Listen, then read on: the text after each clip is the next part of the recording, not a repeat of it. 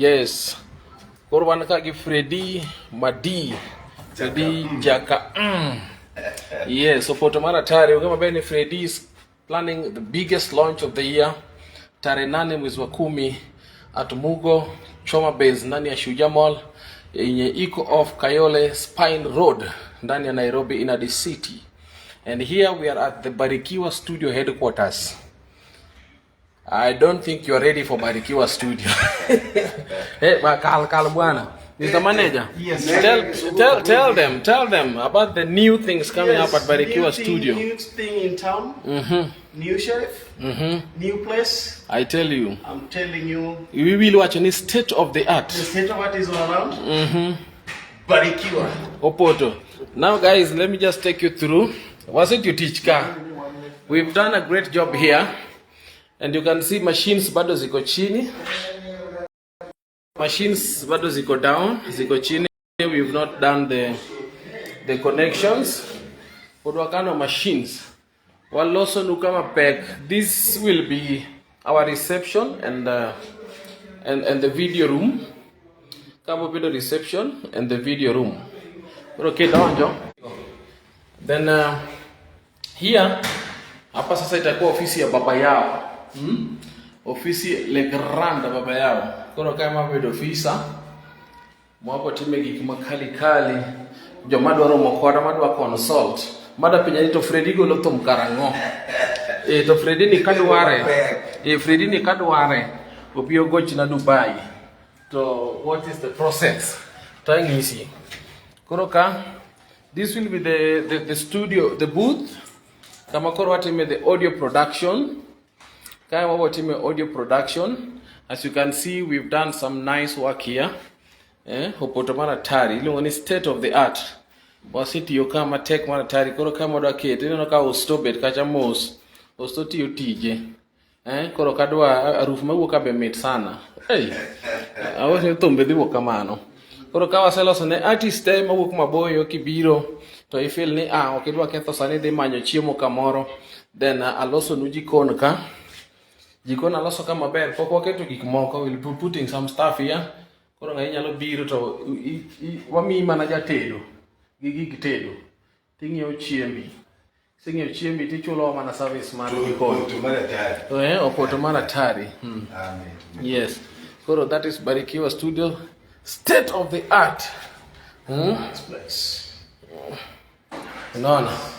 Yeah, so this is what we'll be doing. So, Opotomara Tari machines wasekeloka all the way from the United States of America. Mokopodnia box pokoyao. So we want to do some great stuff for you guys. Okay? See? Yes. Opotomara Tari. Guys, the reason why Derek, vitu tunafanyanga kwa mpango. Kuna vitu zingine una reveal after some time. So the way we go about it does not matter. The result is what matters. You know, the result is what matter. So this is our new state of the art studio in Nairobi. Korwala sono gik mokoka. The once it's set. Kawuono wadwa titimo wiring. Gotieno mangima. Nikech Freddy isano check ne wer. Jakadongo isano check ne wer mara tari. Lave moyeri. Lich tomna rito ma. Tomna rita da suko. Ada suko makagima ihaya mana saloon moro Dubai yamidhi suko dhako. Mane to mayao the new face of Barikiwa Studio. Jodi mo wino nyadhinga ne ni kanyo siepa. Mago stakeholders mag Barikiwa Studio. Mago stakeholders mag Barikiwa Studio. Koro wachapni ka wadaloso nugi moro ka mapek maratari. This is where the good music will be coming from. Great stuff, you know. We'll be telling you the location once wase to the equipments mo winyo kagi mor bas. Kagi se chakomor. Ma Freddy se gone madi. Tongere bas koro pek maratari. Aneno Sarah Brenda bendo wacho ni oikore ne maropong kuome. She can't wait, you know. So guys, the good things are coming. Tell guys kwamba as from the first of September, mine keen actually, don't. What Chaco teach. So if you want to book your sessions with us, I'll be pinning down the numbers. And this time around, we have got new things, new stuff more to invest on our musicians. We will not just record and give you music and promote for you and go live on Facebook. No. What do I need to me pesa? What a puonji kaka nyalo so pesa gi thumi? What a puonji kaka thumi no bende nyalo konyi ma ibed artist ma you know ma value gi motimo, okay? So what am you nengo mamit ma kwa timo ni audio to video bi timo ni. Nekech wabiro bende gi equipments ma pack from the United States of America, video equipments ma poko no dwaro na Kenya ka. They are only found in Barikiwa studio. Yes, so wapo make sure ni video be watimo jo TV so bedo kai wako ne wago thum mamito video songe dineno ka Freddy Jakadongo gini tide nyagore ma Freddy sani apane ni videos moingo kara jathum te dineno oinga nyaka an wuon jathum te. Yes, koro adwa ne we pull up our socks, order to this thing to the next level. We are doing good music, also we must do good video, and so here we'll be doing both. So this will be the audio room where we do audio music, and then the video room will be here. This is where we'll be putting the video room. Kind of dedicate a video room, office mara video, and all the stuff. Okay, and then this will be my office. Koro kai maka jotume daro moge Freddy daro moge manager ne to kwa office. To biro kanyo office kanyo to bete kamare. To go discuss business matongo.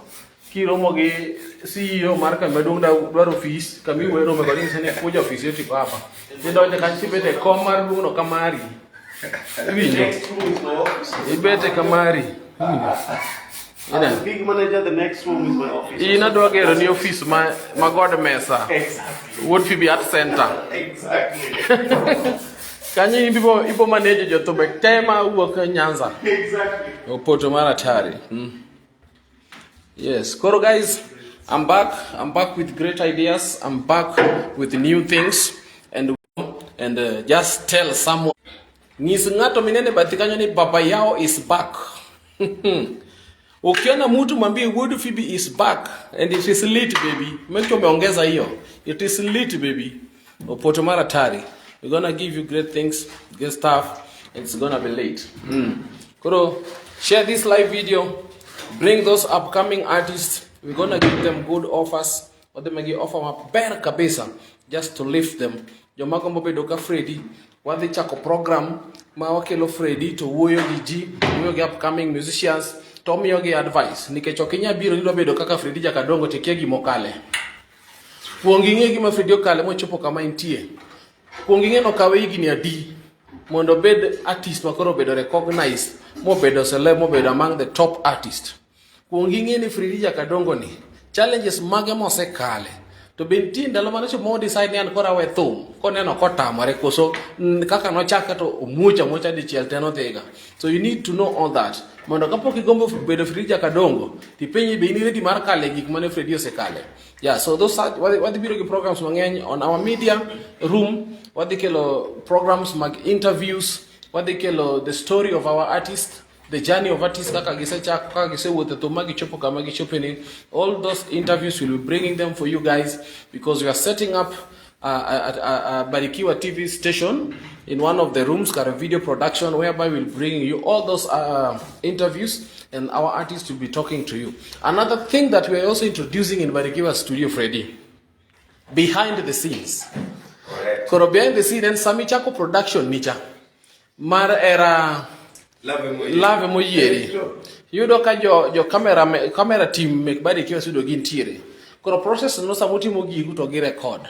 The journey of making that album. Kuru chieng mochopo ka koro wase release album. Then we tell them how the journey was making of this album. You know, we want people to experience, fans already experience what normally happens in the studio.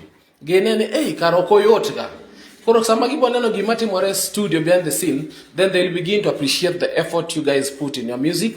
They will begin to appreciate, you know, the result ma umiyo gi kacha samugolo ne thumbe mabeyo ma gi mamoro gi to ginyalo enjoy tij lwetu. Get the point? So guys, it is late.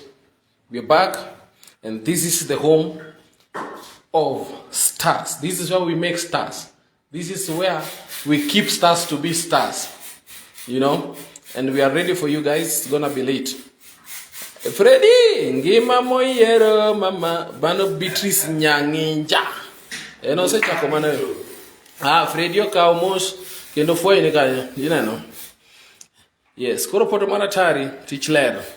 Yes. But you said you want to open up studio again. Yes, mimi sifijafungua studio. Sasa nimefungua kampuni.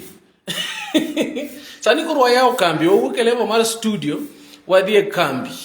Koro company timo gik mang'eny. Studio is just part of them. Iwinjo. To gini be if you don't know, you don't know. Forget about it. Poto mara tari. At times awachanti gik moko ma you just say it and then reveal it later. What exactly you meant. Now, this is what we meant. Come on, we were doing something bigger, something great, and we are ready to give you good music. Location, please. Location we'll be giving very soon. We'll be sharing our pages on Twitter, TikTok, Instagram, and Facebook. Pages wabo mi location. Alafu barikiwa sudi wachi yoga number. Nikekai bi rega appointment. Ta donja. Biloga appointment. Koro poto mara tari. Koro nyasawo gwedhu, keep on sharing this, share the good news, and tell your friends, those who love music, that Baba Yao is back. Ama namna gani madi? Correct. O poto mara tari. Wawe ugimago.